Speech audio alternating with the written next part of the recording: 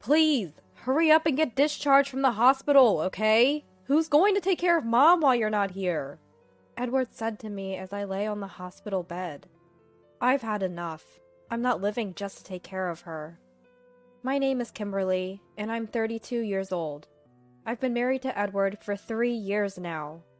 After graduating from vocational school, I worked as a nurse in a hospital. The irregular working hours, demanding patience, and physically taxing nature of the job were tough. But still, being involved in saving people's lives was rewarding. I was busy, but living a fulfilling life. I met Edward at a party I was invited to by a friend 4 years ago. Though there are some nurses who end up marrying doctors from the same hospital, it's generally a female-dominated workplace. So for nurses, parties are a common way to meet people. We just happened to sit next to each other and got close as we talked. We clicked and exchanged contact information that very day. From there, things moved quickly.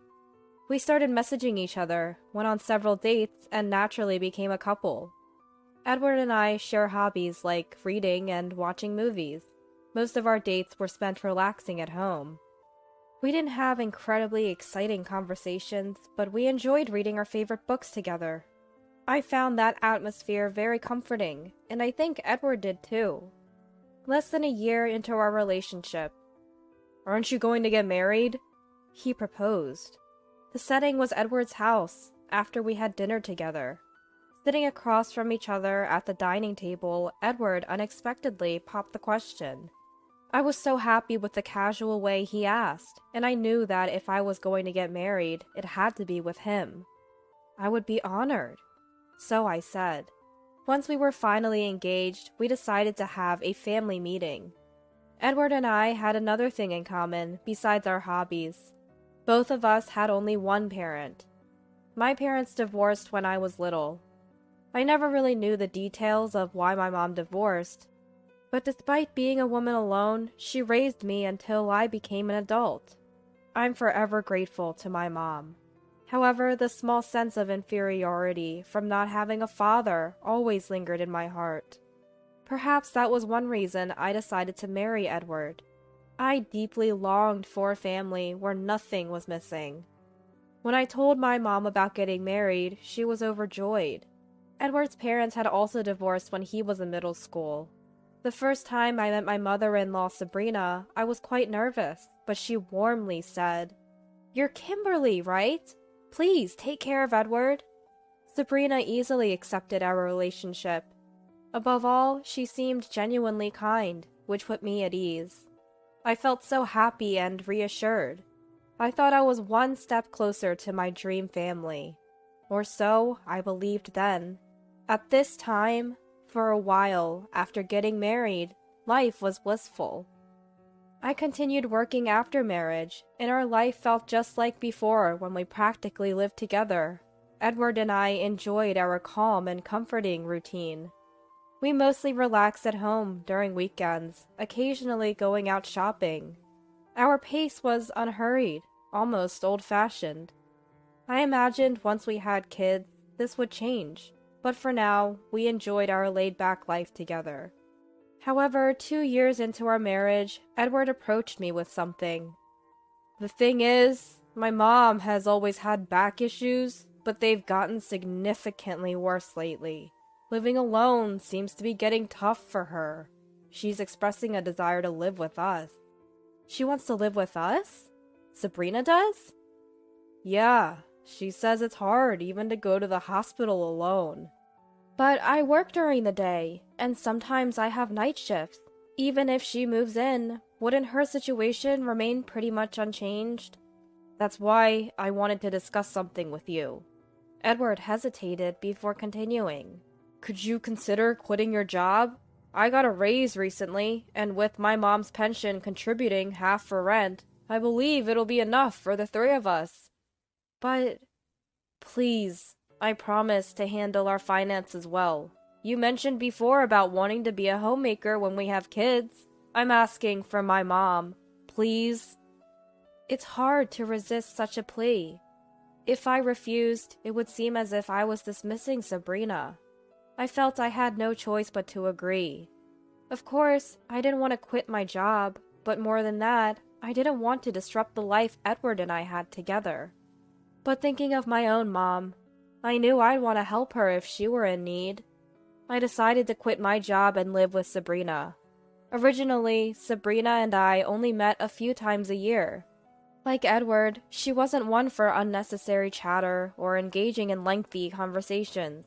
However, she was considerate, and I wasn't too worried about that.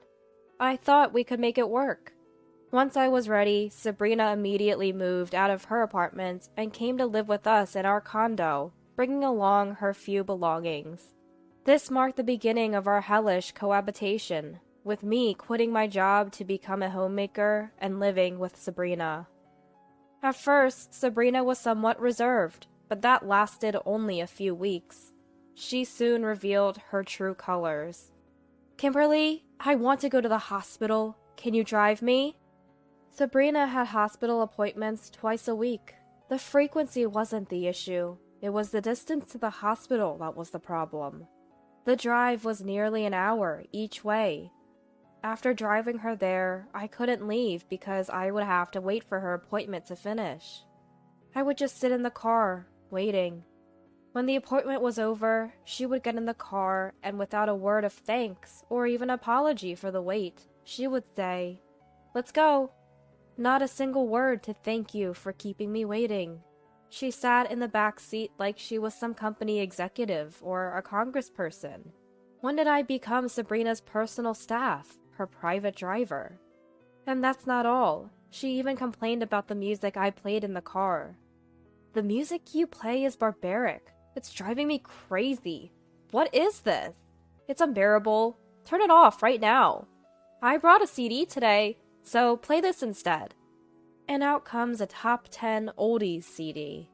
I'm fully aware that there are good oldies songs, but listening to them on repeat was driving me insane. After the 2-hour round trip, by the time we got home, it was already evening. Without a break, I had to start preparing dinner, cleaning the bathroom, and folding the laundry. All the while, Sabrina, claiming back pain as an excuse, didn't lift a finger to help. Instead, she would be in her room, watching TV and laughing out loud.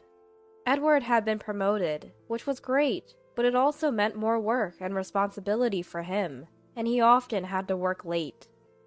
This meant that most dinners were just Sabrina and me. But Sabrina is a picky eater. She can't eat meat at all, and she's picky about vegetables too. I always had to take her likes and dislikes into account when planning the menu for dinner, which turned out to be more of a hassle than I thought. Edward and I aren't picky eaters, and we both love meat. So, when we wanted to have a meat dish, we had to change the menu to accommodate Sabrina. In effect, I had to prepare 2 different dinners, which cost more in terms of both ingredients and time. And Sabrina was picky about seasoning too. "What is this? It has no taste. Make it stronger." This happened on a regular basis. And after dinner, without lifting a finger to help with the dishes, she would go back to her room to watch TV and laugh. Later, when I had finally finished cleaning up and was about to take a break, she would tell me to prepare her shower. She could have done that herself, I thought, as I went to prepare her shower. And sometimes, from the shower room, I would hear, "Kimberly? Kimberly!" Rushing over, thinking something was wrong, she would say, "What's this? The water is lukewarm. Are you trying to freeze me to death?" I've never heard of anyone freezing to death in a shower room. How inconsiderate! While listening to Sabrina's yelling, a sharp pain shot through my stomach. Is this the relationship between a daughter-in-law and Sabrina? I thought about consulting Edward, asking him to do something about it, but... "Sorry, but please bear with it. Mom must be stressed out and wants to vent," he said, brushing off my concerns and doing nothing to help. Recently, the thought of divorce had crossed my mind more and more. But since I quit my job, I don't have my own bank account. I have no money to spend freely, and the anxiety of not finding a job right away after divorcing made it difficult to make up my mind. The harassment from Sabrina got worse day by day. If the car shook even a little, "Drive more gently, it's dangerous." If I accidentally served something Sabrina didn't like, "Are you embarrassing me on purpose because you know I can't eat this? Make it again. If you don't have the ingredients, go buy them." Reluctantly, I went to the supermarket, bought new ingredients, and made the meal again, only for her to say, "This is disgusting. I can't eat it." And with that, she would take the plates straight to the kitchen and deliberately throw away the food I made. Each time she did that, a sharp pain would shoot through my stomach. By this point, just seeing Sabrina's face would make my stomach hurt. Even if I consulted Edward, his response was always the same. He just kept telling me to bear with it. In the end, Edward cared more about his mom than his wife. Honestly, I was becoming just as intolerant of Edward's attitude as I was of Sabrina's. The holidays we used to spend leisurely together were now spent with Edward locking himself in his room and Sabrina locking herself in hers, leaving me alone in the living room, busy with housework. I miss the days when it was just Edward and me. Now those peaceful times are gone. What did I get married for? And then one day, my body reached its limit. One morning, after seeing Edward off, I stood in the kitchen to prepare Sabrina's breakfast when a pain I had never felt before attacked me. Being a former medical professional, I knew immediately that something was wrong. Bearing the unbearable pain, I called an ambulance myself. Sabrina just looked on with disinterest. The doctor diagnosed me with stress-induced gastric ulcer. No wonder it hurt. Apparently, I need to be hospitalized for about 2 weeks. When I called my mom, she came right away, even though she was far away. Seeing my mom for the first time in a while, tears overflowed. I told her everything. About Edward, about Sabrina. She just listened kindly, and my heart felt much lighter. In the end, Edward and Sabrina didn't even come to the hospital that day. Only my mom stayed by my side. The next day at noon, Edward finally showed up. What showed on his face was not concern for me, but rather fatigue. The first words out of his mouth were, "When can you be discharged?" Is that really the first thing you're going to ask? I was terribly disappointed. I couldn't forget the life we had before Sabrina came, and it seems I still had expectations for Edward. But with Edward's words, my last glimmer of hope was extinguished. Edward continued, "Please, just get discharged soon. Is it really necessary to be hospitalized for just an ulcer? It's an overreaction. Who's going to handle the housework and take care of Mom while you're gone?" As Edward rapidly spoke, I felt my heart growing cold. He said what he wanted, then promptly left. Once I'm discharged, it's back to that life, isn't it? The thought made my stomach hurt again. With Edward gone and alone in my hospital room, my resolution strengthened.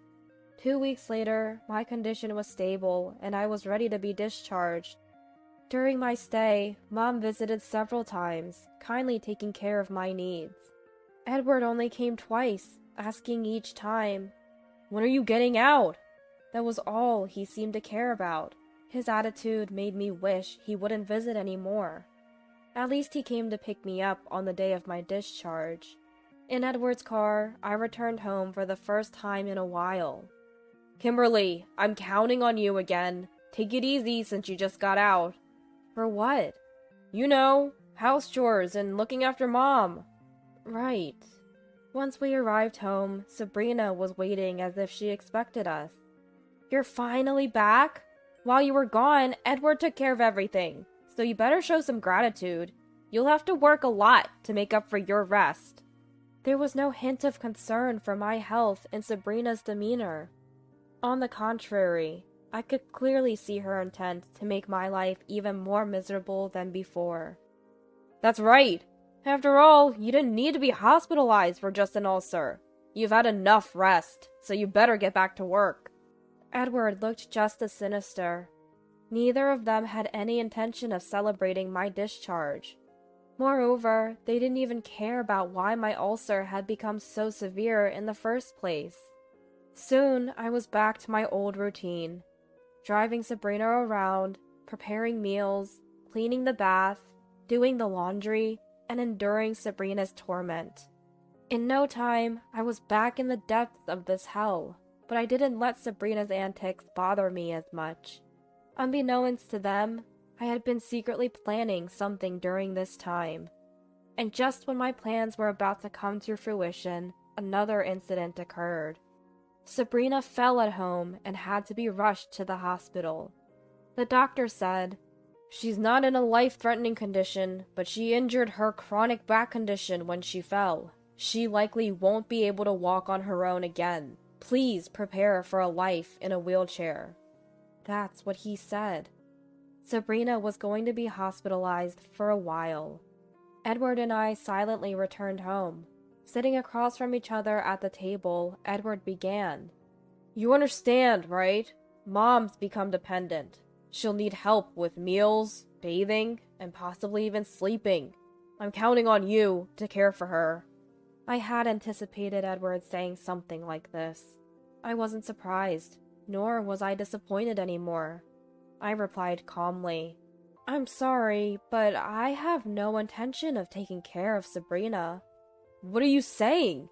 If you don't do it, who will? It's your responsibility." "No, I've had enough of taking care of her."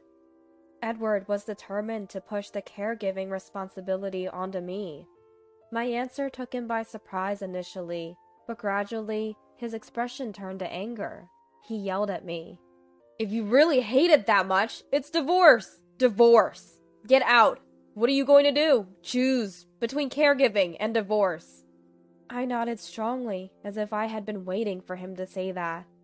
"All right then, divorce it is." "What did you just say? Are you serious? You have no money, no job, and no house. What are you going to do when you leave here, huh? What are you going to do? Tell me." Edward was still acting all high and mighty, but I could tell that deep down, he was truly shocked. "Well, that's tough, but it's better than being here. So will you sign this for me?" With that, I handed Edward the divorce papers, which I had already signed. "Whoa, wait a minute. Are you really going to go through with a divorce?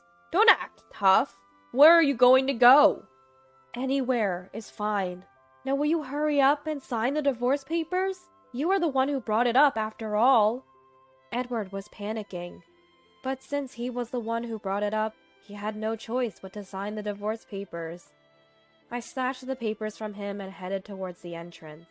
After putting on my shoes, I turned to Edward and told him, "Just like you said, I didn't have money, a job, or a house before. But did you notice? While I was hospitalized, Mom came to visit me all the time." "Yeah, I guess so." "Mom listened to my story and offered to help. You didn't know, did you? My mom is the head nurse at a local state university hospital." "What?"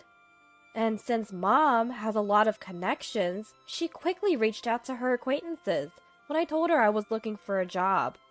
I really owe Mom a lot for helping me out this time. She introduced me to a job and even lent me the initial cost for renting an apartment."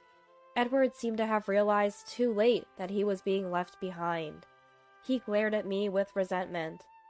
Just then, my mobile phone rang. It was a call from Sabrina. "Kimberly, bring the things to the hospital." Sabrina was apparently still planning on bossing me around, even from the hospital, but that wasn't going to happen. "Sabrina! Oh wait, I mean, ex-husband Sabrina. Sorry." "What?" "I just had Edward sign the divorce papers, so you and I are now strangers. So could you please ask Edward for favors instead?" "What the hell? I didn't agree to any divorce. This is a joke, right? Bring the things now." I took a deep breath and yelled back at her, "Shut up! I'm telling you, I don't want to take care of you anymore. If you want someone to take care of you, ask your dear son." Sabrina was taken aback for a moment on the other end of the line, but she had more guts than Edward. She screamed back at me. I ignored her and hung up the phone. And then I blocked her number. So, with that said, goodbye. Take care of it yourself. Wait! There's no way I can take care of Mom. Please, please, Kimberly. I'm sorry. Goodbye. With those words, I closed the front door and left the house. Suddenly, I felt lighter. When I looked up, the stars were twinkling, as if to celebrate my new beginning. The next day, I promptly filed for divorce at the city hall, and it was granted. I consulted with my lawyer, and we were able to establish that the emotional harassment by Sabrina and Edward was grounds for a divorce. We also filed for compensation. I started my new life in a rented apartment that I had arranged beforehand. I got a job as a nurse at a hospital, introduced to me by my mom. I realized once again how important it is to have a skill in hand. I am grateful to my mom, who, despite being a woman alone, sent me to vocational school. Returning to society made me a bit anxious, but it was a piece of cake compared to living with Sabrina. I can't thank my mom enough for all the trouble I've caused her. Once things settle down, I'll take her on a trip. Time flew by as I got busy with work, and before I knew it, months had passed since the divorce. Then one day, I received a call from Edward while I was at work. Kimberly, long time no see. How have you been? Actually, I need your help. I'm going to be hospitalized. I've been feeling tired from caregiving, and my stomach has been hurting. When I went to the hospital, the doctor recommended that I be admitted. So, could you help me with things around here? I'm asking you, please. What are you talking about? I'll return the words you said to me before. Just because your stomach hurts doesn't mean you should indulge yourself and be hospitalized. There's no need for that. I was wrong. I was a fool back then. I've reflected on my actions. I finally understand how you felt back then. I'm really sorry, okay? Mom has decided to enter a facility. So what do you say we live together like we used to? Taking it easy? No, thank you. I'm busy. And if you want to talk to me, pay the compensation you owe me first. With that, Edward was left speechless, and I hung up the phone. There's no way I would consider reconciling, but I can understand how living with Sabrina could give him a stomach ulcer. I don't want to become like them, so maybe I'll send him some flowers. With that thought, I searched for a nearby florist on my mobile phone and went back to work. Hello there. Have you been? Hey Ryan, it's been a while. By the way, what's this important news? Listen up. Believe it or not, your dear brother's finally getting married. No way, congratulations! My name is Cindy. I live with my husband Alex. We live quite a distance from our hometown within plane travel range, so we don't get to see our families often. So I got the news of Ryan's upcoming marriage over the phone.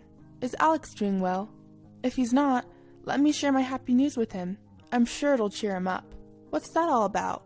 Well, I think he'll be happy. He's at work right now, so I'll tell him later. I appreciate it. Also, I wanted to check if you could possibly come back home this or next month. Is this about meeting your fiancé? Yes. You guys have the busiest jobs, don't you? That's why I was thinking about scheduling around your availability. Alex and I work in a specific field, where, although we mainly work from home, we hardly have any regular days off. Therefore, when situations like this arise, we usually work ahead to create some free time and plan accordingly. But, sorry Ryan, we're really busy with work at this time. If we can free up any time, it would probably not be until half a year from now. I see. What about the wedding? If you have a tentative date, I can make sure to be free that month. Well, we plan to do it in June, so about half a year from now.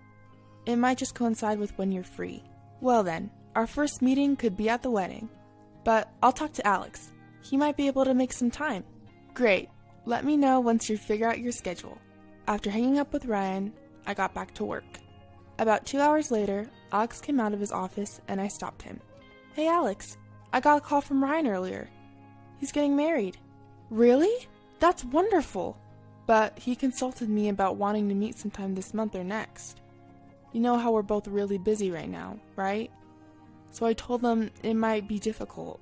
Yeah, these next couple of months might be tough. What about the wedding? He plans to have it about a half a year from now. We might be able to make that. Plus, you'll be around 7 months pregnant by then, right? Yeah. Actually, I was pregnant. I was not yet in the stable period, so regardless of work, I was thinking of waiting until I got to that stable period. I might be overthinking it a bit, but still. Well, I'm sure Ryan understands. Oh, did I forget to tell Ryan about the pregnancy?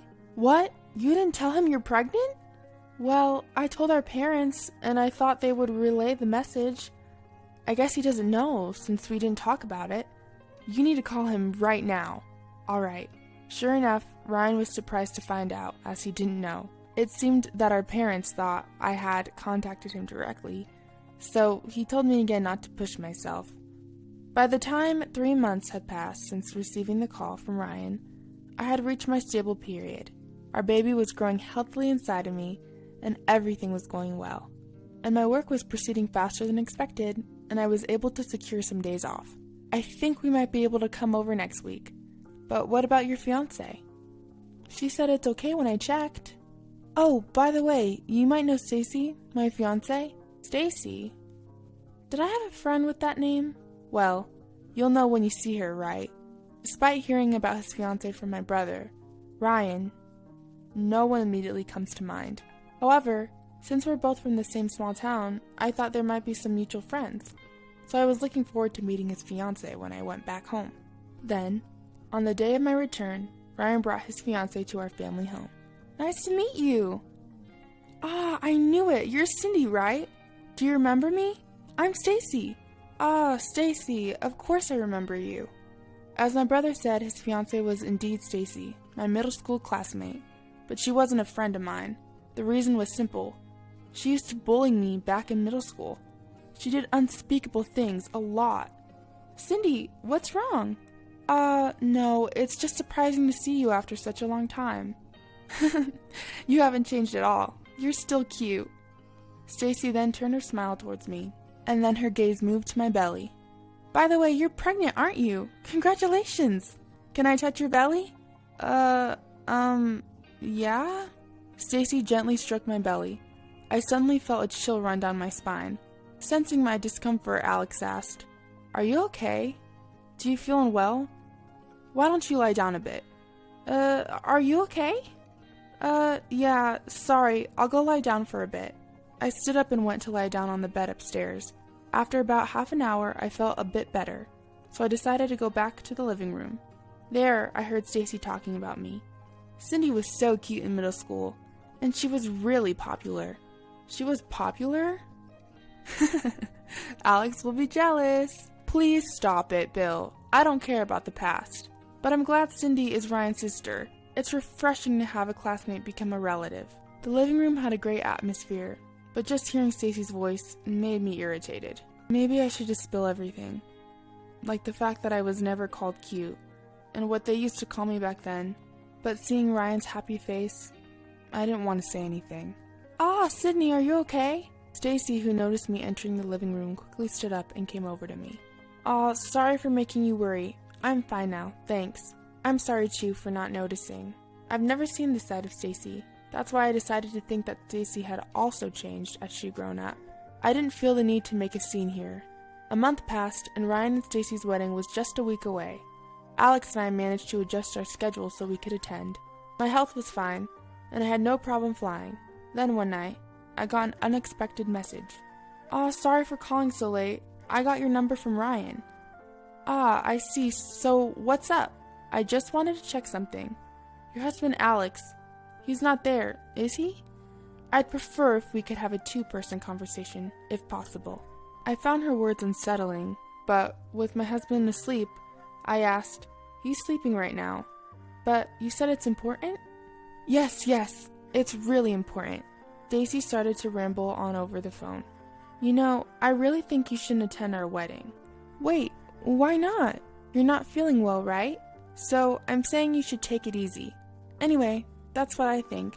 Hold on. We were just talking about me going home already. I'm feeling better now. You can't just spring this on me all of a sudden. Huh? What? You're not feeling well? Right. Stacy's questioning hadn't changed since we were young. In that moment, I realized she hadn't changed at all. I appreciate your concern, but I have to decline. I want to see my brother off as a sister. Let's just forget this conversation. Then Stacy let out a long sigh on the other end of the phone. Look, you don't need to interfere. It's going to look bad. I'm just trying to be nice to you. Why can't you understand that? She finally showed her true colors. Since middle school, I was picked on, being called a monster, instead of being called cute. I even remember being called a witch and being splashed with water and mocked. You're weak to water, aren't you? But I'm an adult now. I didn't want to be intimidated by such threats. I'm going to report this to my brother. You're going to regret this. I didn't want to see my brother upset, but I thought this was the best decision. But then Stacy burst out laughing and said something outrageous. If you can, why don't you tell him? Your dear brother will lose his job though.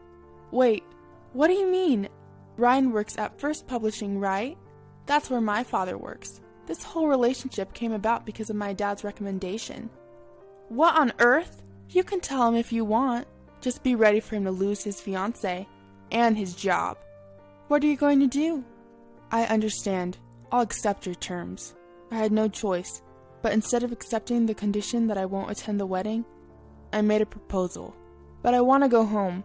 If I suddenly say I'm not feeling well and can't come, it will look suspicious, and I want to congratulate my brother properly.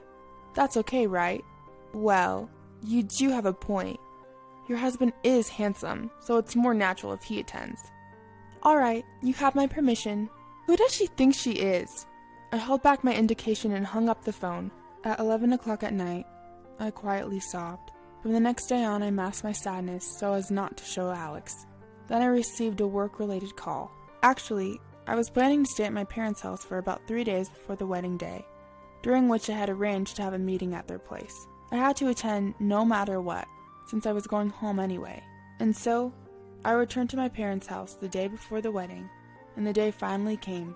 On the wedding day, I was at the wedding venue. Alex went to use the restroom, and I entered the venue slowly. Suddenly, "Hey you! Why are you here?" Stacy approached me at the entrance of the wedding venue and whispered to me. She approached to me so as not to be noticed by others and whispered in my ear, "We didn't prepare a seat for the monster. Go home." At the moment when I thought her cruel whisper wasn't heard by anyone, "Teacher, thank you for coming to my daughter's wedding today." Stacy's father greeted me with a smile. Stacy turned ashen when she saw this. Dad, you know each other?" "Hey Stacy, never mind that. What are you doing here? It's disgraceful for you to be here in your dress before the ceremony." I just peeped and saw Sydney was here, so..." "I'm sorry about my daughter. She can be a bit unsettled. No need to worry. We were classmates, so I understand." I returned the sentiment with a smile. Stacy was also smiling at me, but her eyes were not laughing. "Is Alex here too?" "Yes, he is. He's just in the restroom." "Really?" "Well, I'm glad to hear that our children are getting married. And we're becoming relatives. Both of you are our company's top creators. I'm proud of that." "Oh, please don't flatter us." What does that mean, top creators?" "Don't you know? Cindy is a famous comic artist, known as Cindy Lin, and her husband is a famous mystery novelist, Mr. Alex Martin." "What? I didn't know." "We as a couple are thriving as creators. Unfortunately, we have so much work that it's hard to take days off."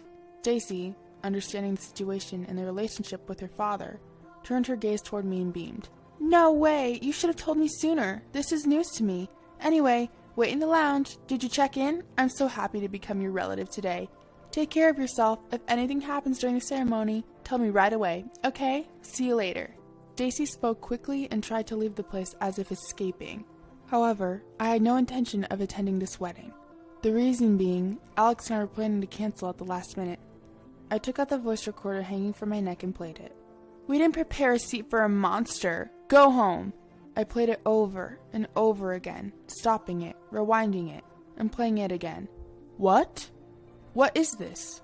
"I'm sorry, but your daughter said this, so we will be absent."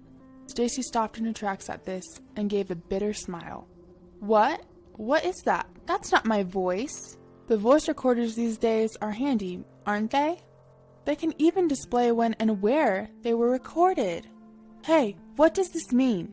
Stacy's father, his face turning red, confronted Stacy. Stacy continued to deny in a teary voice. But even if you say there's no evidence or not, I've been called a monster by your daughter, and I've been treated badly since middle school. Because of this, I will also be missing tomorrow's project. Wait a minute, isn't tomorrow an important joint project meeting? It's a major project that will decide the fate of our company. Already, the ads are running everywhere. If the project disappears, it'll be disastrous. Yes, I know, but I will also be absent. Alex came to my side and moved the conversation forward.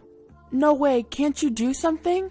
Well, actually, your daughter was calling my wife in the middle of the night saying something that was almost threatening, so I won't forgive anyone who makes my wife suffer. And now that Stacy's taken her brother hostage, I suggested to my wife that it would be best for us to do this. What? Stacy, what have you done? It's not true. Dad, it's a misunderstanding. There's no way it's a misunderstanding. Ryan came out of the dressing room. His expression was stern, showing his anger.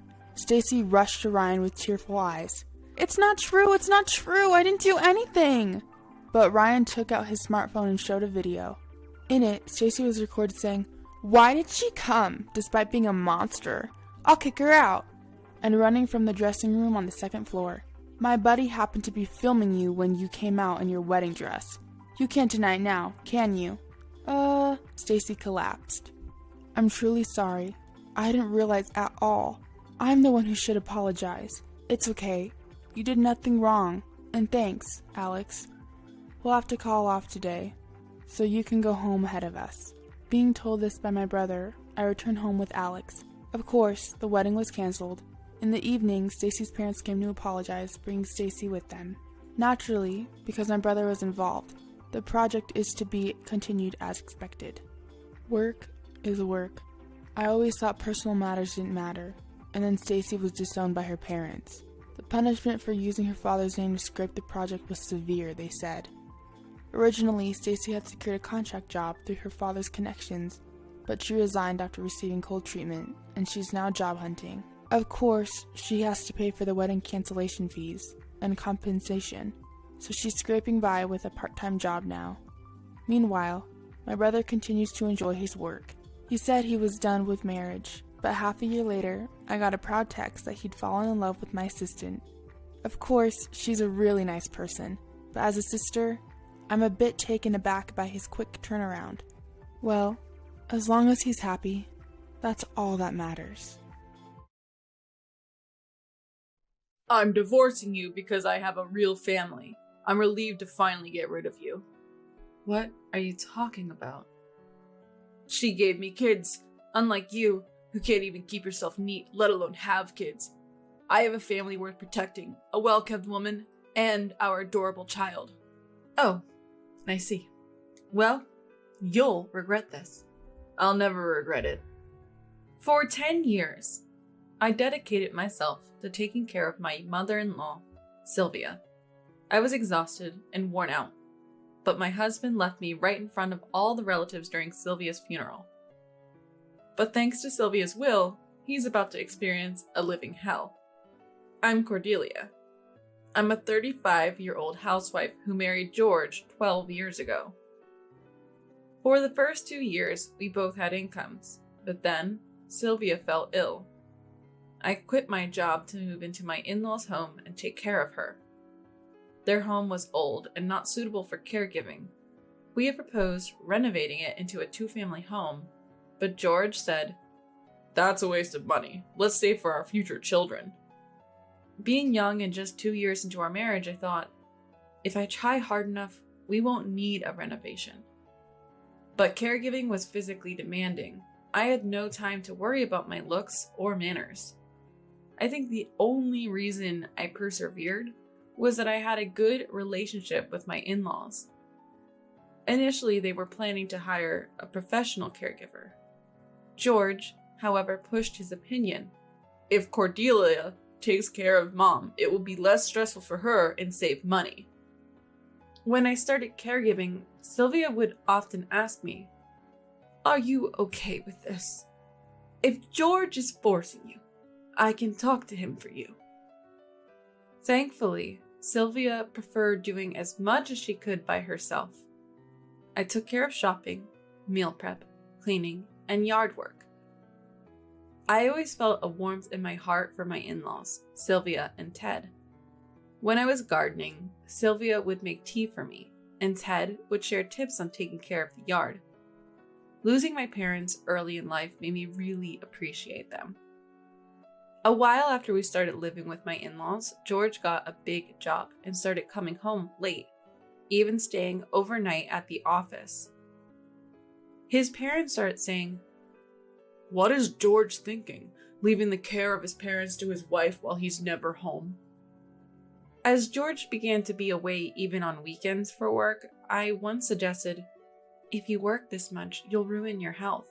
Sylvia doesn't need as much help as we thought, and I can get a part-time job." George responded condescendingly, "You've only worked full-time for a year or two. You won't make much with a part-time job. It's better for me to keep working, even if it's a bit much." He even added, "Mom and Dad might be going out of their way to make things easier for you, and you're not even concerned." I was quite annoyed, but thought he must be stressed and tired from work, so I apologized and ended the conversation. With lots of free time, I studied caregiving on my own and did some minor DIY renovations for it, consulting Ted. Years went by and Sylvia's condition gradually worsened. Eventually, I was spending all my time caring for her. Ted used to help but had back issues. One day, Sylvia bashfully asked me, "Cordelia, would you mind helping me with the bathroom and shower? It's a bit embarrassing to ask Ted." I had always admired their relationship, so I agreed to make Sylvia as comfortable as possible. Meanwhile, George rented a place near his office saying, "I can't relax at home, and the commute is killing me." He barely came back home. My in-laws started advising me, "Cordelia, leave that idiot soon. We're sorry you got stuck with our foolish son." But I chose to stay, telling them, "I may have lost respect for George as a husband, but I consider you two like my real parents, and I want to help." We all started crying, touched by each other's sentiments. George, who came home once in a while, would sarcastically sigh upon seeing me and complain, "Why are you dressed like that? And the house is a mess." I'm dressed this way because it's easier to care for Sylvia, and the house is just as clean as before with Ted's help. "Don't make Dad help. Why are you even living here if you're making him do the work?" You say that, but this is a big house. Cleaning it every day by myself is, ugh. I didn't realize you'd be this lazy. I was giving you extra money for living expenses because I thought you were doing a good job with caregiving. That's going to change next month." Wait a minute, why would you do that? "Because you're not doing your job when it comes to taking care of Mom. If you slack off on that, I'll divorce you." George said this, ignoring anything I had to say. He just spoke his piece and went back to his own home. Originally, the money George gave for living expenses wasn't enough for my in-laws, and Ted had been making up the difference. George's announcement is a big blow to me. That night, I was wondering how to convince George otherwise. Ted noticed and asked me, "Is something wrong?" I hesitated, but decided to tell the truth that the situation was out of my control. Actually, George told me he's cutting our living expenses because he thinks I'm not working hard enough here. I was thinking about how to persuade him. "Slacking off? You? That's impossible. We're comfortable in our own home thanks to you. Don't worry about the money." "But you're already helping us out, Ted." "I couldn't stand the idea of us living off that foolish son's money anyway. We have plenty of savings. We'll be fine." As I looked into it, Ted indeed had ample assets and we wouldn't have any financial issues. I decided to take his word for it and give up on talking to George. But then, one day, Ted suffered a stroke and passed away. At the funeral, I was confronted by George's sister, Roseanne, who shocked me with her words. "I'm inheriting this house, so please leave." What? No way! As I was at a loss for words, George intervened. "What do you mean, inheriting the house? Dad hardly had any money left, and I should also have a right to inherit the house." "Well, I'm leaving all the cash to you, George, and taking this old dingy house for myself. Even if we sell it, it won't fetch more than the cash." Roseanne's words silenced George, and that was the end of the inheritance talk. Within a few days of the funeral, we were kicked out of the house. Sylvia and I moved into a place that Roseanne had prepared for us, almost as if it was her last act of kindness. The new place was a condo. As I stood in front of our new home, Roseanne told me the truth. "I'm sorry for leaving everything to you up until now. Dad actually told me everything and I was making plans. But before I could act on them, Dad passed away. That's why I had to talk to you in that way." "What do you mean?"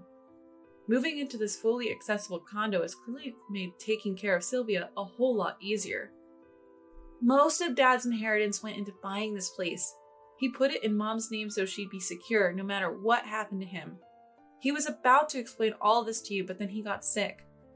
I'm sorry we couldn't talk about it sooner." What should I do now?"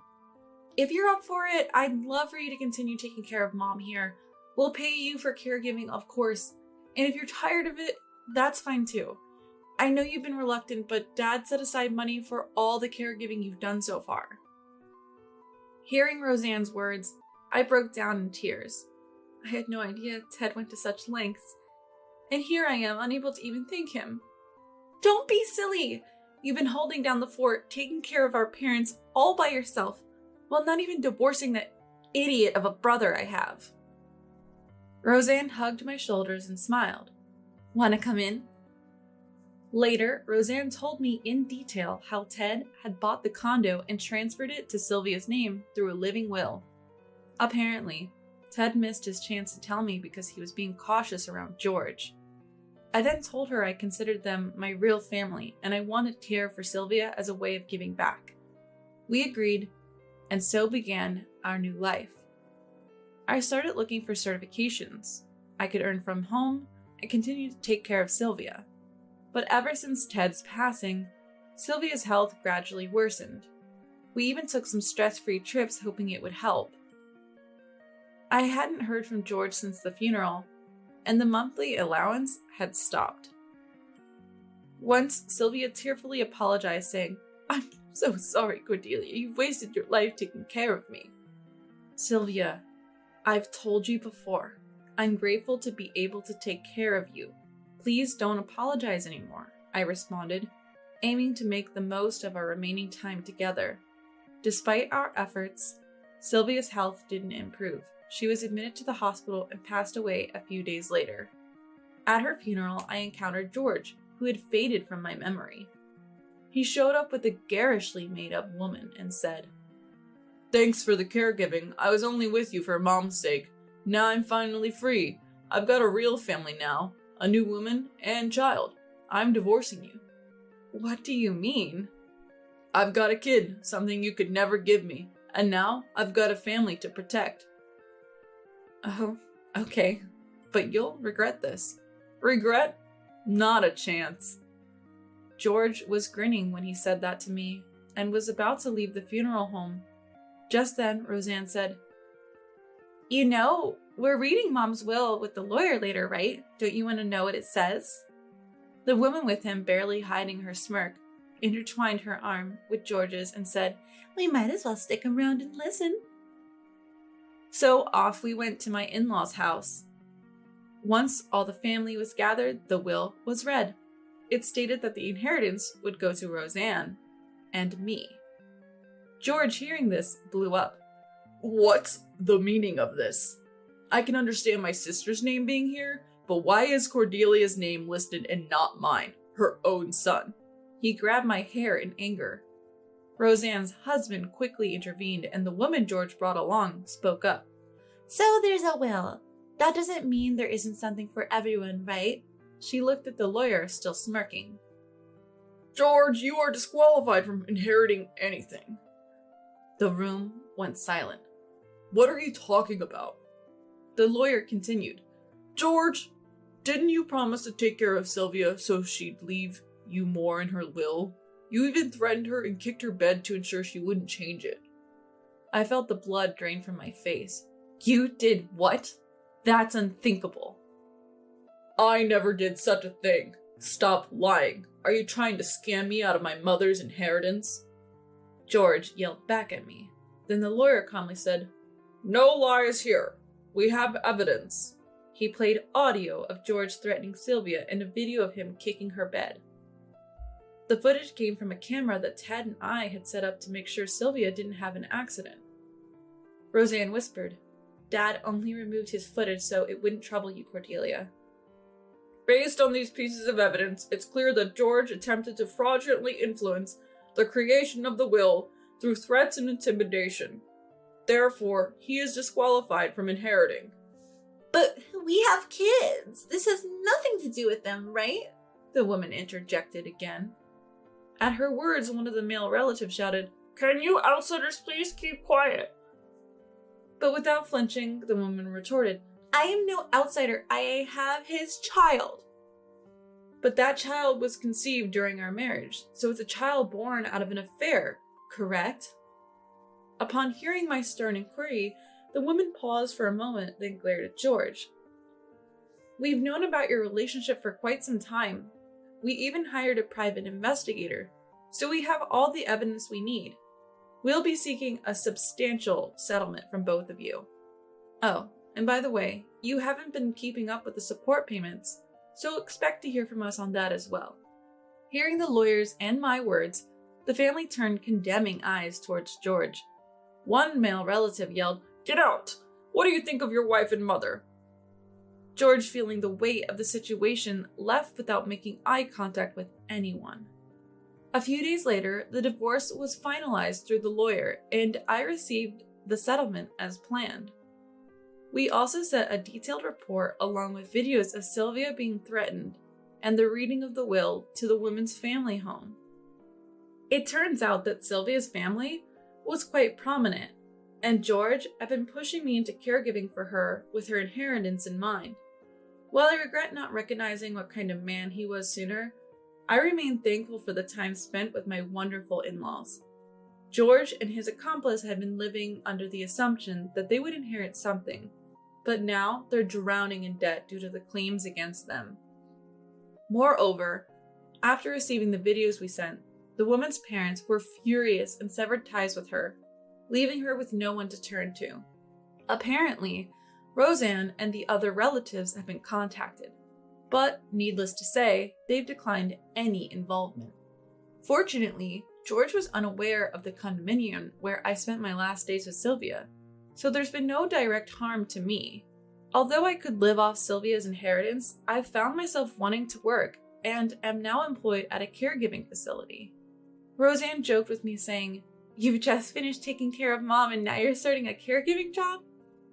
Regardless, I'm living a fulfilling life every day.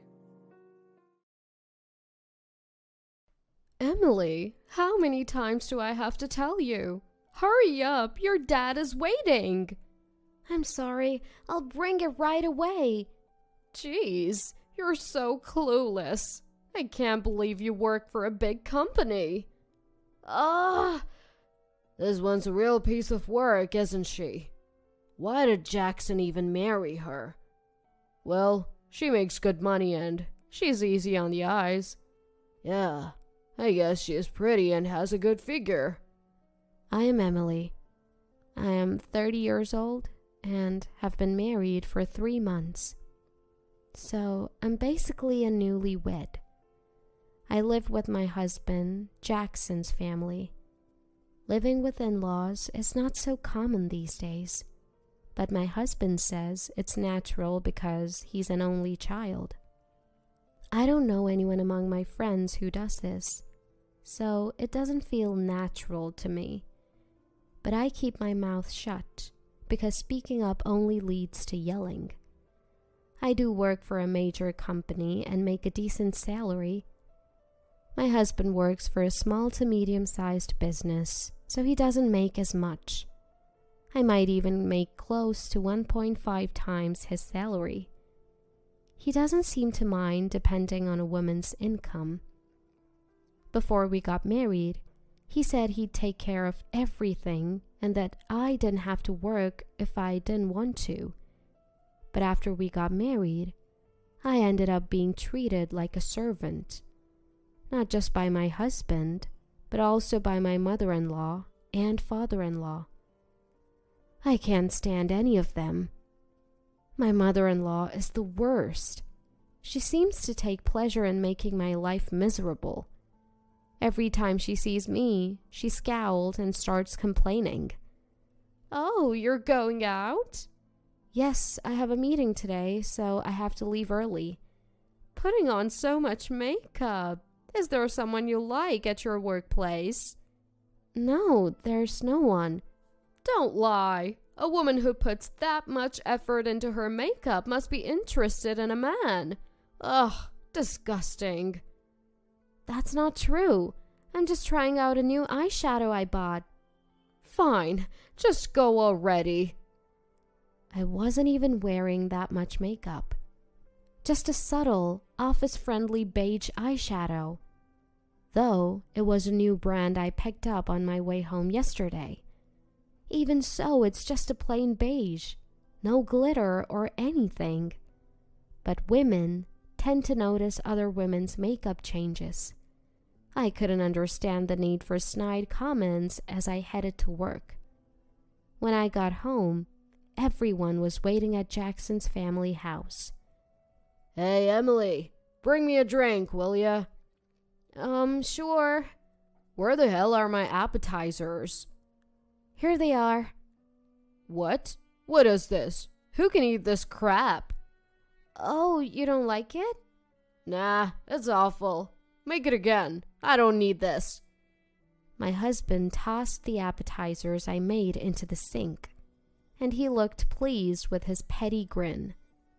I felt an instant wave of sadness. Why do I have to endure this treatment every day? What on earth did I do to deserve this? Just then, my husband chimed in. You have some money, right? What? I've been thinking. I want to move into a new house. Right, Mom and Dad?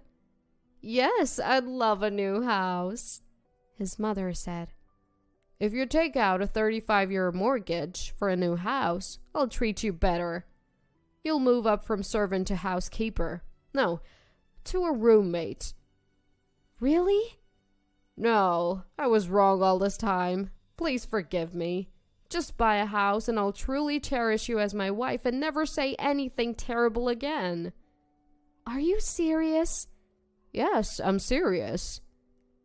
At that moment, I made a wrong judgment. I couldn't see through my husband's convincing act. Desperate to escape the demeaning treatment, I went along with it and took out a 35-year mortgage to buy a house. I thought it might mend my relationship with my husband. Maybe I'd get to understand him better and truly cherish him. With a glimmer of hope, I decided to buy a house. Finally, the new house was complete. Wow, this is nice. My room looks amazing. I can't believe we get to live in such a beautiful home. My study looks awesome too. But a tough situation was waiting for me. My husband became even more reckless with money and stopped contributing to the household expenses. He also started going out every night. I wondered if he was hitting the bars. I had always contributed more to our living expenses. It wasn't that my husband gave nothing. His contributions helped. Now, he's giving zero, not a cent. So, I had no choice but to work as hard as I could. My main job couldn't possibly cover the mortgage, so I started a side gig. My company allows side gigs, so I took on jobs I could do from home. I couldn't earn much due to my lack of skills. However, as I got the hang of it, my earnings increased, and I was glued to my computer late every night. Gradually, this took a toll on my body. Before I knew it, I was exhausted and even developed a fever. I'm hot. I feel dizzy. After a meeting at work, I tried to stand up, but collapsed. That's when I was rushed to the hospital. When I regained consciousness, I was lying in a hospital bed. Where am I? Oh, right, I collapsed. What should I do? I still have pending tasks. I checked my phone and saw messages on WhatsApp from colleagues and superiors telling me to take it easy. I felt blessed to have such caring colleagues. As I was looking at my phone, the door burst open. It was my mother-in-law. Mother-in-law! She rustled through her bag and pulled out some papers. Here it comes again. I assumed it was about divorcing my husband. Sign this paper! I couldn't see well without my glasses, but I managed to scribble my signature. So we both had our personal seals with us, and we used them to finalize the documents. The reason I wasn't wearing my glasses? I broke them when I collapsed at work. So yeah, my handwriting probably looked atrocious. It wasn't illegible or anything, but without my glasses, that's the best I could do. Now I can give you $5 million. What? You don't have your glasses. Can you see it if I hold it this close?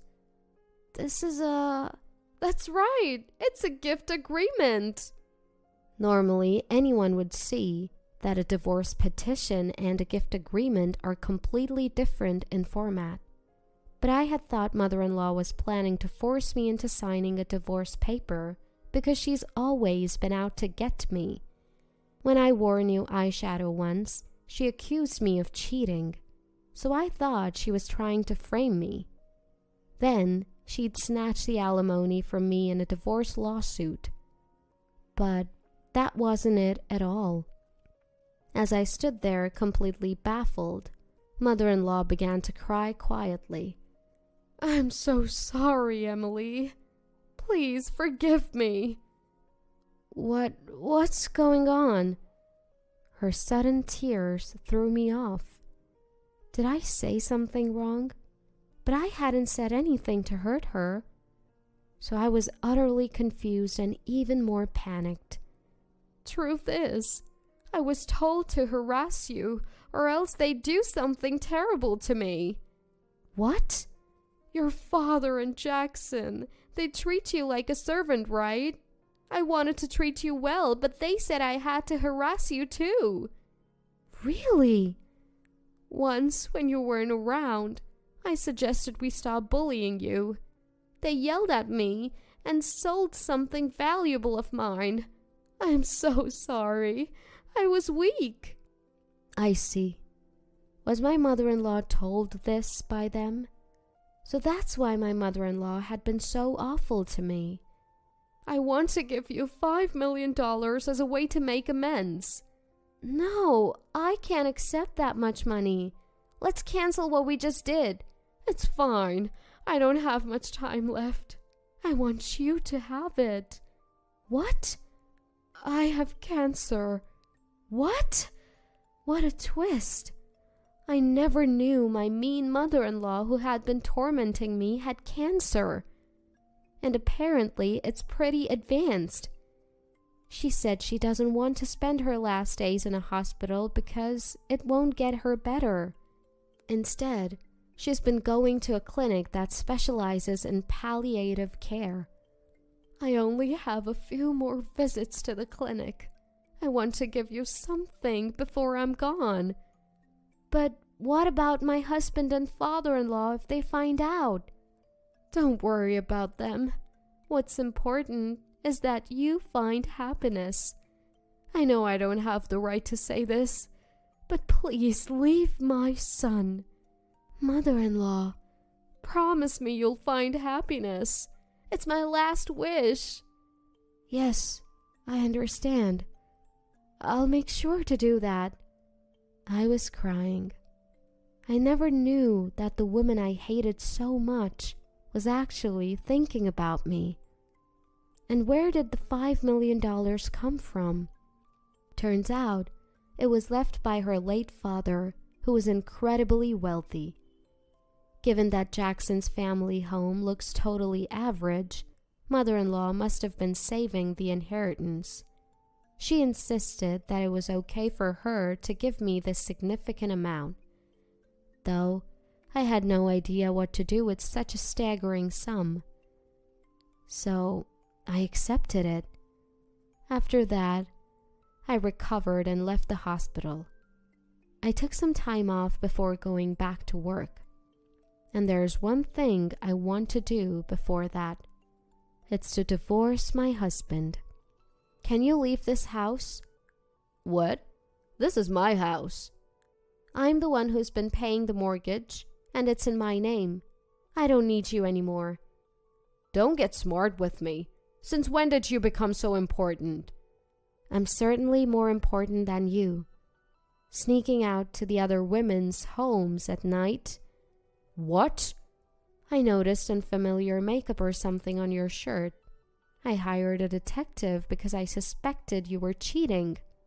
What did you just say? See this picture? All lovey-dovey on a date? Gross. So physically close. That's, I have plenty more evidence. Want to see? This is truly revolting. What is this? Disgusting. My husband looked pale as a ghost. He must have thought he'd never get caught cheating. At first I thought maybe he was at a pub. After all, he enjoys drinking outside. Turns out, he was spending time at a younger woman's house. And they were, well, involved. I was disgusted. Why had I let this terrible man boss me around all this time? If I had been stronger, I could have stood up to him. But the old me was isolated at Jackson's family home. So, I had no allies and couldn't say a word. I was scared, and it's embarrassing to admit. But now it's different. I have my powerful mother-in-law by my side. Really? What a repulsive son I have. I can't believe he's my child. Mom, what are you talking about? I'm done listening to you too. Right, Emily? Yes. How dare you betray me? Mom, are you okay with this? Are you threatening me? I'll report you to the police if you use dangerous words. Don't get out of your place, woman. Men are superior to women. Know your place. Enough! You shut up too, you cheater! What? You were cheating too, right? Like father, like son. What a disgrace. Give me back my life. No. Unbelievably, my father-in-law had been cheating too. I was unaware of this and utterly shocked. What a bunch of creeps. They felt like creatures from another dimension. You and Jackson will be paying damages in the divorce court, got it? What? I don't want to pay. You've got Grandpa's inheritance. That should be enough. That inheritance went to Emily. What? Huh? We made a formal agreement for a living gift. What? Why would you give it to her? I could have used it. I wanted to inherit it. Look, you guys weren't even going to get the stuff set aside for you in the first place. What? Truth is, I have terminal cancer. I'll be gone soon. You guys can't inherit anything because you treated Emily so poorly. You've made my life miserable, and your dad's been cheating for years. You don't deserve anything. What the heck is going on? This is outrageous. They had made mother-in-law's life unbearable. They did things too cruel to even put into words. That's why they couldn't inherit anything, not even the stuff set aside for them. I thought, how foolish. Had they not acted that way, they would have at least received what was initially set aside. So, get out. I never want to see your face again. You, get out too. What? Hey! Mother-in-law and I kicked our husbands out, and we locked the door from the inside. Thank you. And I'm sorry. It's okay. I didn't want to go to the hospital, but I heard the palliative care units are quite nice now, so I've decided to check in. Is that so? I've been healthy all my life and wanted to spend my last moments at home, but a hospital feels safer. Well, there are doctors and nurses. So mother-in-law checked into a hospital with a palliative care unit. 2 months later, she passed away. I guess it was really the end for her. After that, I went through with the divorce. Mother-in-law had already divorced before her passing. I was able to secure a settlement from my ex-husband during the divorce trial. He came to the house and begged to be let in. He apparently has no more money, even for a budget hotel stay. He had been wasting money on gambling and giving gifts to women. I wondered why I had ever married him in the first place. I had no knack for picking the right guy, not a single redeeming quality. I got dumped by Olivia, and now I have nowhere to live. Olivia? The woman you cheated with? Yeah. Can you believe she left me for some guy who makes more money and looks better? I've been trying my best here. Well, I wouldn't want you either if I were her. You had your fun with younger women. Consider it a life lesson. I hung up the annoying call from my ex-husband right away, and then I blocked his number. I've already received the settlement from the divorce. There's no need to keep in touch. As for what happens to him next, it's none of my concern. I don't know how my father-in-law is doing, but rumor has it he's disliked by the entire family. He's being avoided for being the worst kind of man, who always belittled his wife and didn't even attend her funeral. I used to despise my mother-in-law, but not anymore. Sure, she was weak and felt the need to harass me, but thanks to her, I've become stronger in some ways. I'm planning to visit her grave and clean it on her monthly Memorial Day. I was trembling with fear. My sister-in-law, Susanna, was yelling at me without any consideration. I have never been comfortable around her. Come on, hurry up and take care of your annoying mother. My mother had passed away from cancer just 3 days ago. Who does she think she's living with? My name is Nanny, a 45-year-old office worker. I've been married to Rob for 15 years, but we don't have any children. We tried treatments, but nothing worked. We considered adoption, but couldn't bring ourselves to do it. We both love kids, so it was a tough pill to swallow. I felt especially guilty towards Rob, but he said, "Kids aren't everything. We have each other. That's what matters." So we adopted a cat named Marianne. Marianne was a rescue from a hoarding situation. She was initially very aggressive, but now she's like a loving daughter to us. We have told my in-laws about our fertility issues, but they have been nothing but kind. Life was ordinary but happy until a few years ago when we started having issues with a certain individual. Susanna, the wife of my brother Morris. Susanna is 10 years younger than my brother and 8 years younger than me. I'm your sister-in-law, so show some respect. She told me the first time we met.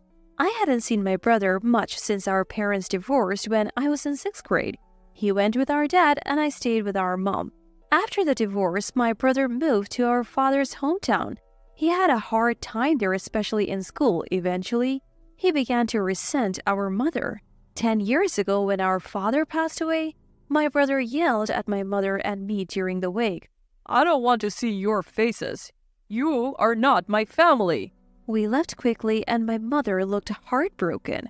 My brother had been told by our father and grandparents that he was abandoned by our mother, which was a lie.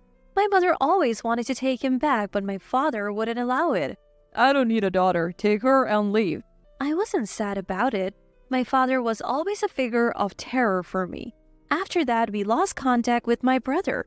But 3 years ago, he suddenly showed up at our house. Hey, long time no see. It was awkward. The last time we had met was at our father's funeral. Then a petite woman appeared behind him.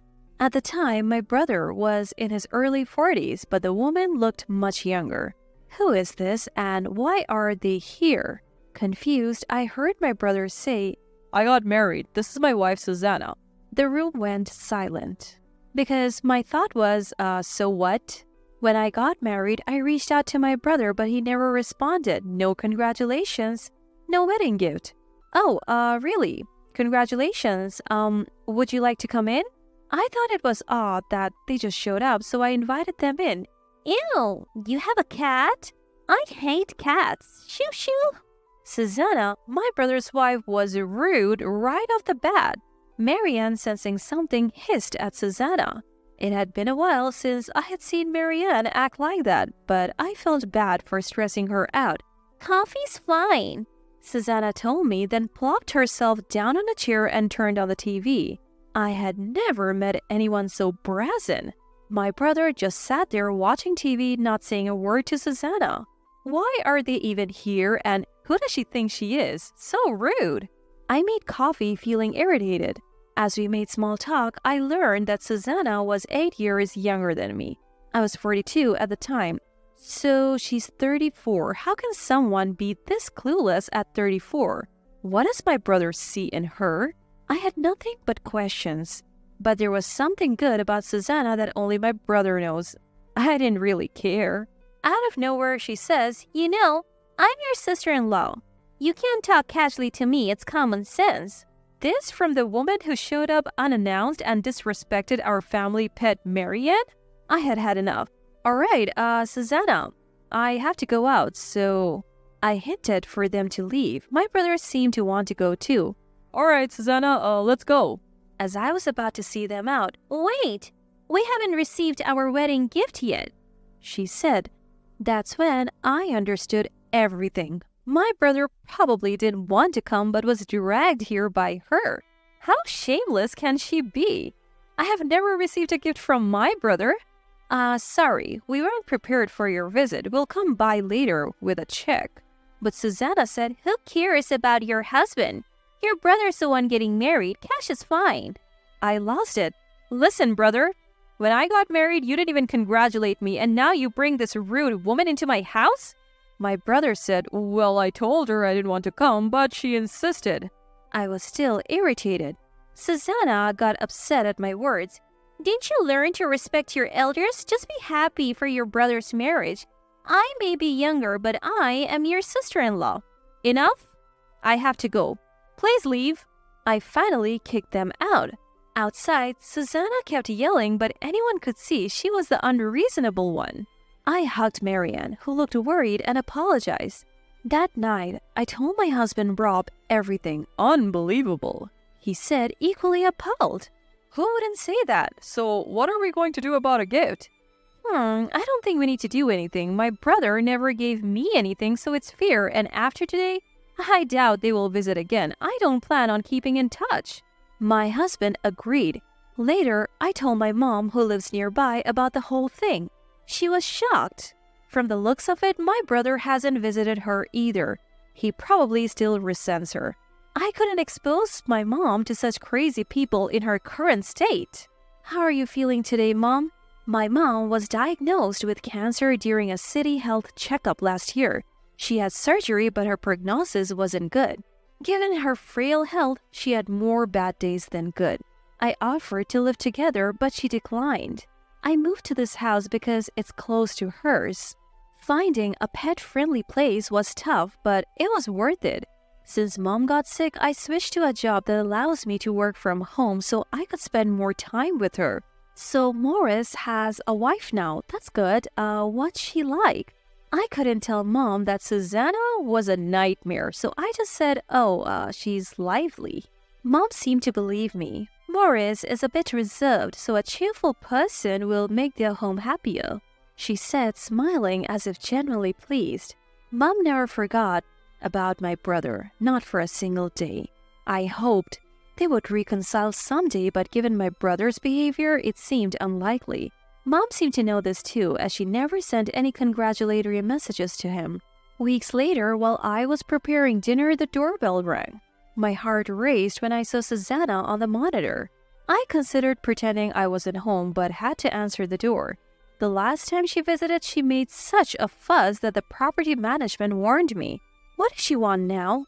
I opened the door with a chain on. Susanna grinned and said, "Long time no see. I'm here for the wedding gift. You must be ready by now." I was glad the chain was on. "Where's my brother today?" Susanna looked annoyed. "I'm alone today. Hurry up." When I stayed silent, she said, "What? You don't want to give us anything? You're so stingy. You don't even have kids. You must have money." Her words about not having kids almost made me cry. "I don't need to see your tears," she added. What did I even do to her? I resented my brother for marrying her. Then my husband Rob appeared behind her. Is there something you need? Rob's imposing stature, Susanna was visibly intimidated. Are you the husband? I'm Morris's wife, Susanna. I came to announce our marriage." Rob interrupted, "I see. But we have no intention of celebrating your marriage, especially not to someone who verbally abuses my wife." Rob continued, "Isn't a wedding gift a matter of goodwill? Your actions could be considered extortion. Should we consult the police?" He took out his phone. He had recorded our conversation and showed it to Susanna. She couldn't say anything. "You two are idiots. No wonder you can't have kids," she yelled, then stormed off. "Sorry, I was late to help. She's even worse in person. I wouldn't want to marry someone like that," Rob said. I was truly grateful to him.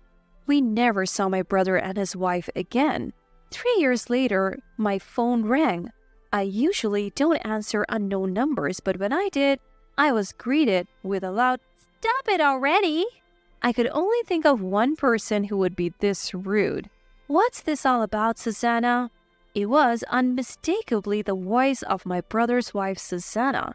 She must have found my number from my brother's phone. I can't believe he's still married to her. He's a tough one. I listened to Susanna, wondering if something had happened to my brother. As I listened, my face turned pale. I thought Susanna had finally lost it. "I'm sorry, Susanna. What did you just say?" "Come and get your annoying mother. She's been living with us for a month. A month! I'm going to bill you for all the living expenses." I told her a fact she didn't expect. "Susanna, I don't know what you're talking about. Did my brother tell you my mother passed away 3 days ago?" "What? Who is going to believe that lie? I'm recording this call, you know. I'll take it to the police. I'm returning your mother, Isabel, tomorrow. Don't run away." She hung up, yelling. I was confused. My mother had indeed passed away 3 days ago, and her funeral was about to start. And her name wasn't Isabel. It was Annie. Who is she living with? And she said a month. This is scary. My mother's health had been deteriorating, and her cancer had returned. She passed away peacefully 3 days ago. Final moments were such that she slept without much pain. I had informed my brother, but all he said was, "I won't go." I thought it would be the last moment at least, but if my brother didn't regret it, then I couldn't say anything. I wondered if I should tell my brother that Susanna had contacted me, but I didn't feel like talking, so I decided to accept Susanna's offer. The next day, my cat, Marianne, started acting restless. I knew she was coming. A few minutes later, the doorbell rang continuously. I was already furious. I opened the door to find a smug Susanna, a subdued-looking brother, and an unfamiliar older woman. Susanna barged in and made a face when she saw my husband. My husband looked at her disdainfully.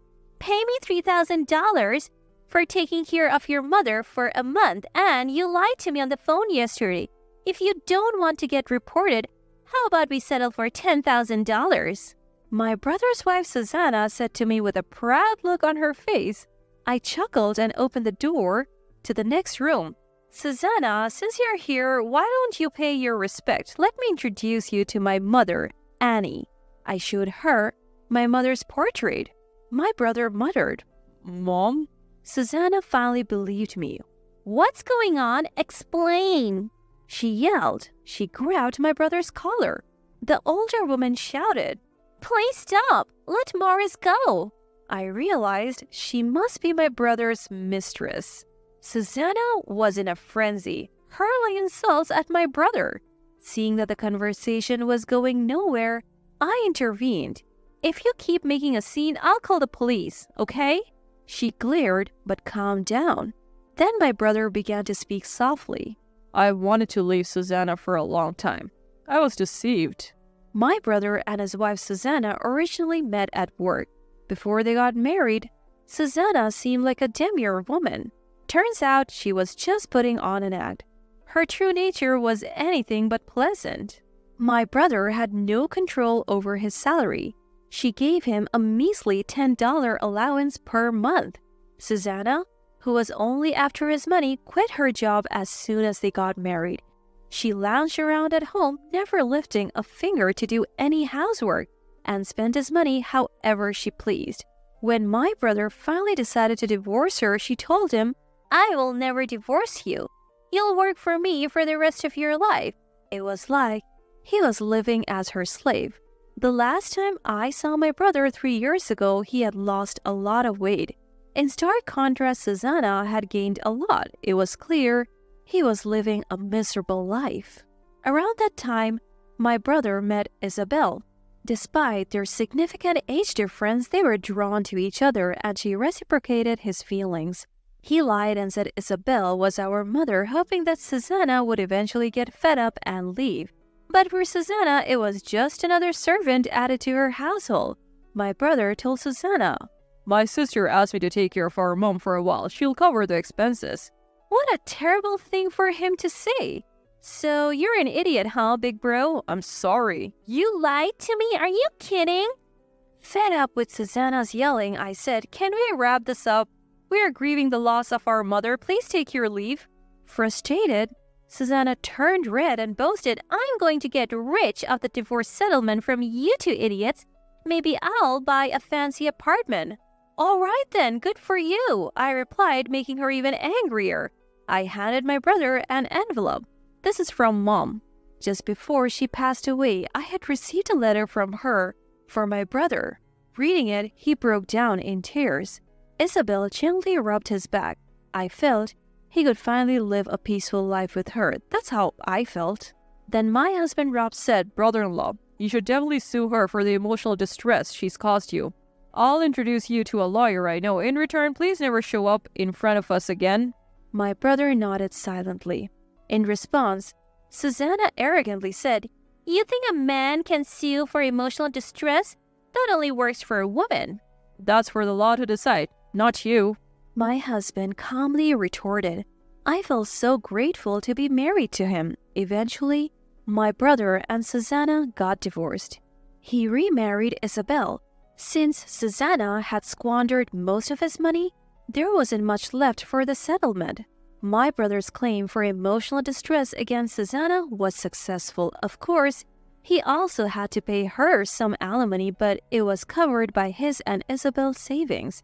In the end, Susanna was left with almost nothing. We thought, serves her right. Now, in her late 30s, Susanna's search for marriage and re-employment will not be so easy. A woman like that cannot even remarry. Let her struggle. After the ordeal, we moved. Our new home is close to my husband's workplace, and the view is beautiful. We can even have a cat. I'm thinking of quitting my remote job and going back to work outside the home. As I looked out the window and gently stroked our sleeping cat Marianne, I felt grateful for the peaceful life we now have. I always thought I'd have it all. A big house, a dependable husband, loving kids, and a kind-hearted mother-in-law. I'm Lilu, a stay-at-home mom. I married Eden, my college sweetheart. We knew going in that we'd be living with his parents. But then my mother-in-law passed away with death, and my mother-in-law's health deteriorated. We had to sell their property to settle those debts. Eden has a sister, but we kept 80% of the money from the sale to take care of my mother-in-law. So we built a 5-bedroom house for us, our 2 kids, and my mother-in-law. I'm sorry you've had to go through all this trouble for me. Taking care of my bedridden mother-in-law was challenging, but her gratitude made it bearable. Thanks for always being there. Why don't you take some time off today? I'll take over. Eden also pitches in with housework and childcare, which gives me some time to myself. Then one day, my divorced sister-in-law moved in. She had been living with a guy who had a gambling problem. He'd borrow money from people and let them take advantage of her. This left her with PTSD and a fear of men. She's getting treatment now. She's a single mom with 2 kids, and we can't just turn our backs on her. I feel so sorry for her. She should stay with us for a while. Thank you, Lilu. We agreed she could stay for a year to heal and become independent. But 2 years have passed. My once humble sister-in-law has grown rather arrogant. We initially didn't ask her for money, but Eden finally told her to contribute $300 a month, which she does. Even so, $300 for her and her 2 kids is hardly enough. And she started to act like she owns the place. For example, we have a rule about doing our own laundry, but she puts hers in our basket. I decided it was time to set things straight. Please follow the rules. Your contribution isn't enough, and you've overstayed your welcome. Can you please move out? Well, this is basically my family home. Maybe it's because she inherited 80% of the sale of her parents' property, and her mother lives here, but she acts like this is her home. Nowadays, I'm not just stuck with housework, but also picking up sister-in-law's kids from daycare. On top of that, sister-in-law's son treats my daughter like she's an inconvenience. I can't even spend quality time with my own child because of this situation. The amount of housework has increased, and I even have to provide care for the elderly. The comment that surprised me the most was, "You're amazing for even handling their bathroom needs. I couldn't do it." I'm honestly at my limit. I'm overwhelmed with all these responsibilities. I might reach my breaking point. It's too much to ignore. It's been over a year since our deadline passed. Our finances are strained, too. I've repeatedly told her to leave, but it hasn't had any impact. I'll have a talk with her as well. Thank you. From the next day on, I ignore sister-in-law family's laundry. Feeling a bit guilty, I also start making smaller portions for meals and even add less care into it. What the heck? Why is there so little food?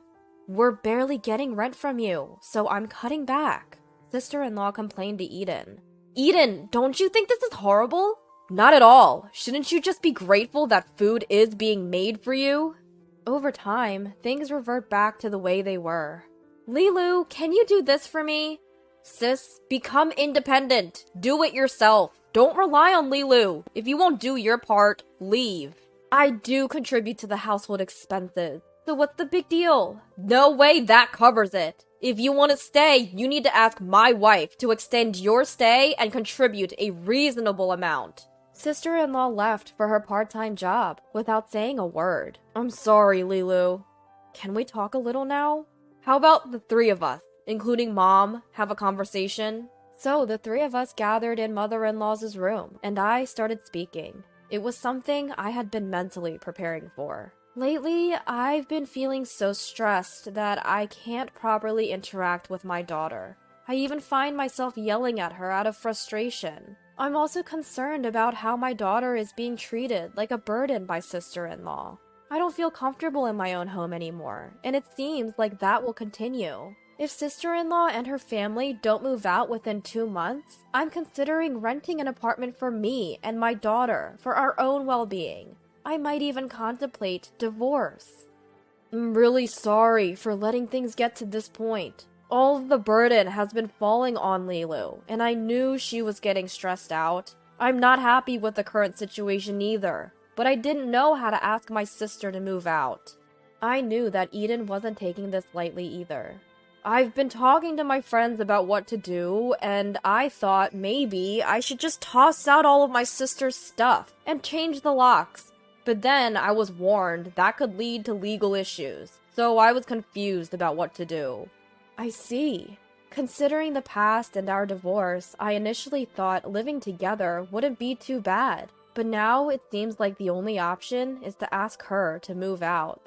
Yeah, it's becoming a toxic environment for the family, but how do we deal with my stubborn sister, who refuses to leave? At that moment, my mother-in-law, who had been silent, spoke up. Lilu, I'm sorry for causing you trouble when you're even taking care of me. Could you ask my daughter to come to my room when she gets home today? Of course. I'm not sure what she's going to say, but she probably wants her to move out. It feels like something's starting to change because I've shown strong resolve. We'll see what happens, but I need to stay strong and not let my emotions get the best of me. The first step is to change my attitude and actions. After asking my sister-in-law to go to my mother-in-law's room when she got home from her part-time job, I told her I wouldn't be cooking dinner anymore, starting tomorrow. She glanced at me and headed to my mother-in-law's room. A little while later, I could hear her raising her voice inside the room. Eden and I were contemplating entering the room when she came out quietly, but walked back to her room with a heavy step. Mom, are you okay? I'm fine. Sorry for making you worry, but I don't think my words resonated with her. I don't think that's true. I'm sure she's got something to think about. Let's take this opportunity to cooperate as a trio. From that day on, we increased our talks as a trio and became more assertive in our words and attitudes. We frequently told her that we wanted her to move out, didn't take on any imposed housework or babysitting, and during our discussions, we decided on specific conditions for her departure. Then a meeting was held, including her. She sat there, knowing what was to be discussed, with an impatient look. Eden began speaking. Sis, we've told you repeatedly that we've reached our limit. Our finances are strained. Please leave within a month. A month? That's impossible. How long do you think we've waited? Fine, I'll increase the living expenses to $500. That should be enough, right? She looked like she couldn't care less. No, it's not nearly enough. Like I've said before, if you want to stay here, first agree to our terms, and then apologize to Lilu for causing her trouble. This isn't your home. It's the home of me, Lilu, and our children. Let's make that clear, so there's no misunderstanding. What? Isn't that too harsh? You think you're having it tough? We've been covering your daycare costs for Lilu for a whole year, and you still want to milk us for more? Fine, let me ask you this. If $500 isn't enough, how much would make you happy? Sister-in-law still won't back down. How can she say this stuff with a straight face? To be frank, even if you were to start helping around the house, $500 is nowhere near enough if you're going to continue freeloading. We'd need at least $1,000. You're scamming us. I nearly blurted out. That's rich coming from you.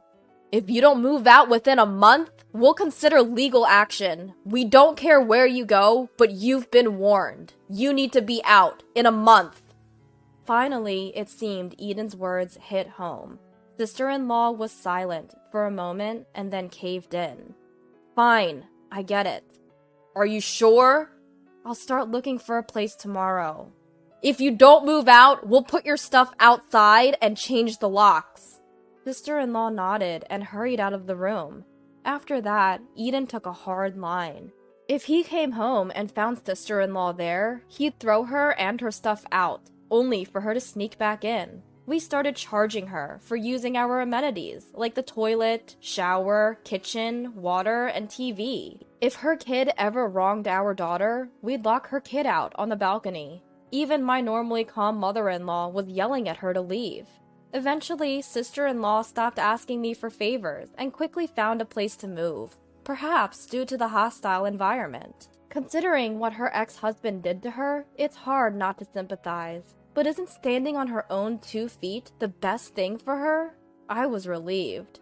Then she finally moved out just before the deadline. But that relief was short-lived. A week after she left, an unexpected turn of events took place. Sister-in-law collapsed due to mental health issues. Being alone with her child seemed to have triggered past traumas. Doctors said it's risky for her to live alone with her child. Though sister-in-law acknowledged that her eviction was a result of her own actions, she still wished for a life of dependency, like before her marriage. Is it cold of me to think that her character, one of dependence on others, was the root cause of her collapse? Since sister-in-law's collapse, Eden and mother-in-law have had several discussions. Seeing them like this makes me anxious. Am I being left out of the loop, despite being the one burdened the most? Depending on how things go, I might need to think about my next moves. If we end up taking sister-in-law back, should we consider a trial cohabitation, or even think about divorce? While I've been thrown for a loop by this situation, Eden seems to be in disarray as well. I'm really sorry, Lilu. Can you give me a couple days to sort things out? Sure, I'm confused too. Let's both take some time to think. Eventually, I joined the discussion once we had both calmed down. I hope they don't think it's up to me to put up with this situation alone. While that did cross my mind, Eden seemed deeply engaged in conversation with a doctor, discussing options for a scenario that would work for everyone, including his sister-in-law. He doesn't seem eager to back out. I made it clear that even short-term cohabitation is out of the question for me. Finally, Eden and his mother-in-law proposed. Could we have sister-in-law stay at the house until the end of the year? It's July now. That's a whole 5 months away. According to Eden, he did check with social services about available shelter for mothers and children, an option the doctor also suggested. However, immediate placement isn't possible. Because she has family, her case isn't considered urgent, so priority placement isn't an option either. But if the doctor says it's unsafe for her to live alone with her kids, what can we do but wait for shelter availability? Leaving her be and then being held responsible is also problematic. The shelter seems to be the best option. I worry, however, that if we allow her back, even temporarily, sister-in-law might take advantage and overstay.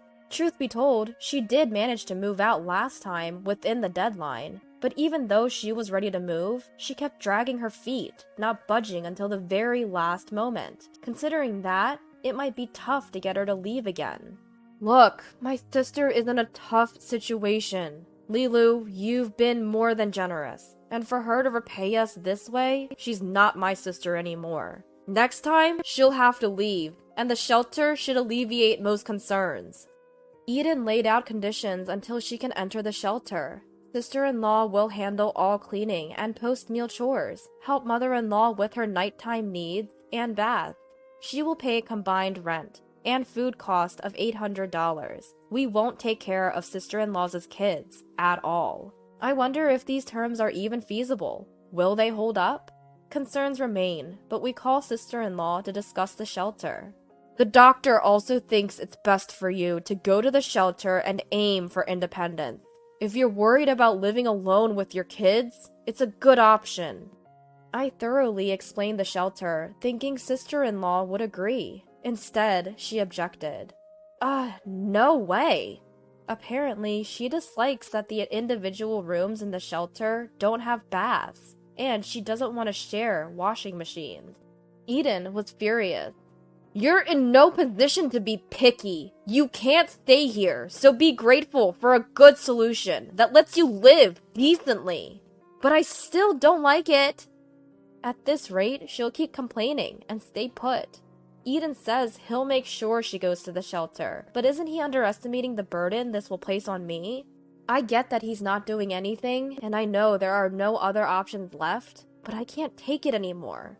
The next day, I quickly made arrangements, packed our bags, and left the house with my daughter, leaving to protect myself and my daughter. I wrote in a note as I left. Just as I stepped out, as expected, sister-in-law came back and looked already distressed. She's been calling me non-stop.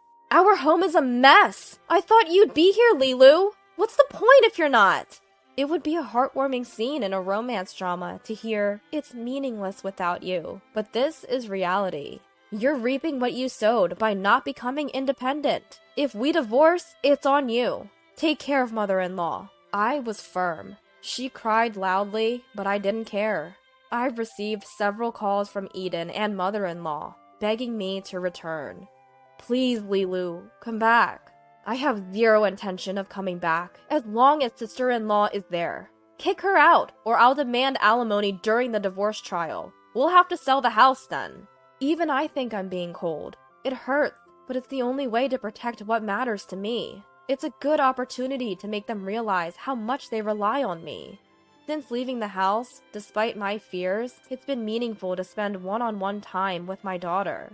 Eden has been contacting me daily. He told me that sister-in-law wasn't lifting a finger at home, that the caregiving was a mess, and he had to take off work to handle things. Eventually, he kicked her out. Receiving that message, a part of me is torn about whether to go back or not. Lilu and the kids are my top priority. I want us all to live together. I'm taking care of Mom myself right now, but it's affecting my job. I'm thinking about hiring a helper. However, that's not financially sustainable in the long run. You might have to work part-time. We can't put Mom in a facility immediately, and even if we do, it's going to be expensive. I agreed to live with your mom and take care of her when we got married, and I'll continue to do so. Your mom's been good to me too. But your sister will be back. She always is. She's returned home within a week before, so I want to watch the situation for at least a month. Understood. I'll hire a helper for 1 month. If Mom can move into a mother-child home soon, that would solve everything. Even though the doctor recommends it, the welfare officer won't consider it. They say it's too cruel to kick her out. I'll talk to them again. Thank you. After that, the sister-in-law comes back to our home yet again. Despite Eden's constant visits to the welfare office, the officer is only sympathetic. The situation is not improving. The stress and sleeplessness it causes me enrages Eden, who begins ignoring both his sister and her child. He confronts the welfare officer multiple times. My wife is sick because of my sister. We're even discussing divorce. If our family falls apart, it's partly your fault too. If you think she's so pitiful, why don't you adopt her? Between the stress about his sister, the uproar, the fatigue from a busy work period, and caregiving, Eden ends up in the hospital with a stomach ulcer. Although both of us collapsing secured a spot in the home, the sister-in-law starts complaining again. Seeing this, the mother-in-law spoke up. Why are you still here? You're still being allowed to stay, given the circumstances? Silent, the sister-in-law finally moves into the mother-child home. It seems she's getting by just fine now. We've hired a helper to care for the mother-in-law. Given her wishes and after considering our finances, we might move her into a facility. Peace has finally returned to our family. I'll never forget how my husband cried tears of joy when he saw me and the kids return home. I pray that my sister-in-law finds her own path and that we can continue to build such a family.